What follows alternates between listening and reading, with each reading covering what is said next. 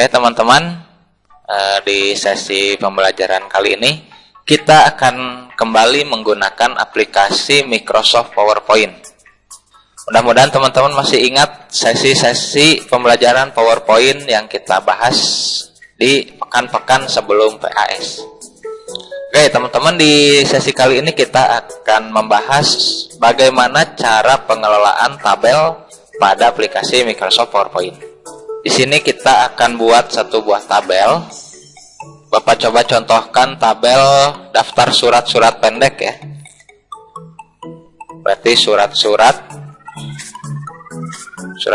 pada Al-Quran. Baik, untuk subtitlenya dikosongkan dulu saja. Oke, yang pertama kita bisa ubah dulu desain. Oke, jadi ini sudah dibahas di sesi sebelumnya ya teman-teman. Teman-teman bisa ubah desain agar tampilan slide PowerPoint kita lebih menarik. Oke, Bapak coba ambil desain yang ini. Berikutnya teman-teman bisa ubah juga kombinasi warna pada menu color. Di sini Bapak juga akan coba ubah. Oke, Bapak coba ambil yang flow ya, yang ini. Warnanya biru. Oke, berikutnya kita akan mulai buat satu slide baru. Isinya title and content. Oke teman-teman, sesuai dengan judulnya, di sini kita akan buat tabel surat-surat pada Al-Quran. Maka di sini Bapak akan tuliskan lagi tabel surat pada Al-Quran. Oke, cara pertama, teman-teman dalam membuat tabel, teman-teman bisa langsung klik pada tools ini. Di sini ya, di tengah ada insert tabel. Oke, kemudian teman-teman langsung masukkan kebutuhan kolom dan baris. Misalnya untuk Quran ini Bapak coba akan isikan nomor, nama surat, arti, dan jumlah ayat. Berarti Bapak butuh 4 kolom. Kemudian untuk barisnya, nah ini nanti bisa ditambah ya. Di sini Bapak coba tambahkan dulu 5 baris. Oke, tabelnya sudah jadi. Tadi yang pertama adalah nomor surat mungkin ya, biar lebih jelas. Kemudian nama suratnya. Kemudian di sini arti dari bahasa Indonesia, dan yang terakhir jumlah ayat. Oke, kita tuliskan dulu yang pertama. Surat pertama itu adalah Al-Fatihah. Artinya pembukaan, dan jumlah ayatnya ada 7. Kemudian Bapak tuliskan lagi surat kedua ada Al-Baqarah. Di sini artinya sapi betina, dan jumlah ayatnya 286. Oke, yang ketiga dan keempat Bapak kosongkan dulu ya. Oke, yang pertama teman-teman, dalam pengelolaan tabel teman-teman bisa ubah warna ya. Oke, secara default saat kita membuat tabel itu, maka tabelnya akan otomatis warnanya mengikuti desain. Nah, ini karena tadi Bapak pilih desainnya kombinasi warna biru, maka tabelnya pun secara otomatis dia menjadi kombinasi warna biru. Nah, ini kalau kita mau ubah bisa ya teman-teman. Teman-teman masuk ke menu desain. Oke, sebelum kesini pastikan dulu kursornya ada di dalam tabel ya. Karena kalau kursornya ada di luar tabel, di sini misalnya, maka menu desain ini akan hilang.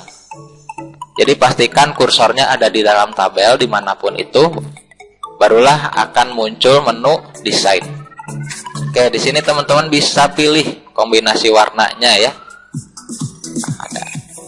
Jadi di sini bebas, silahkan kalau mau diubah bisa ya teman-teman. Oke, Bapak kembalikan. Oke, Bapak akan tetap ambil kombinasi warna yang ini. Oke, kemudian ke sisi kiri. Di sini ada beberapa checklist. Apa ya fungsinya? Yang pertama header row. Ini adalah menjelaskan bahwa tabel ini memiliki baris header, yang ini ya baris header. Kalau ini dihapus checklist pada header row, nah, maka tabel ini seolah-olah dia tidak memiliki header ya, atau tidak memiliki judul di area atas tabel.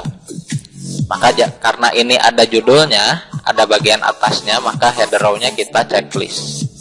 Kemudian total row ini biasanya digunakan di bagian bawah ya. Ini jika kita menuliskan jumlah, misalnya di akhir tuh ada jumlah kumulatif. Karena ini tidak ada, berarti total row-nya tidak perlu ya.